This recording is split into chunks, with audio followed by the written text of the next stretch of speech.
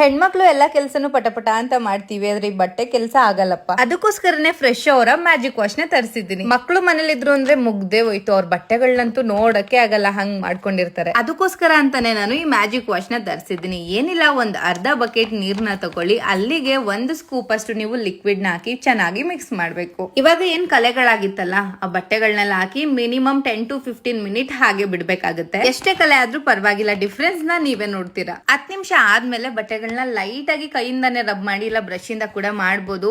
ಈಸಿಯಾಗಿ ಕ್ವಿಕ್ ಆಗಿ ಕಲೆಗಳೆಲ್ಲ ಮಾಯ ಆಗಿರುತ್ತೆ. ಈ ಲಿಕ್ವಿಡ್ ಬಂದು ಬರೀ ಬಕೆಟ್ ವಾಶ್ ಮಾತ್ರ ಅಲ್ಲ, ಟಾಪ್ ಲೋಡ್ ಹಾಗೆ ಫ್ರಂಟ್ ಲೋಡ್ ವಾಷಿಂಗ್ ಮಷಿನ್ ಗೆ ಕೂಡ ಯೂಸ್ ಮಾಡಬಹುದು. ಕ್ವಿಕ್ ರಿಸಲ್ಟ್ ಬರುತ್ತೆ, ತುಂಬಾನೇ ಯೂಸ್ಫುಲ್ ಆಗುತ್ತೆ ನಮ್ಮ ಹೆಣ್ಮಕ್ಳಿಗೆ.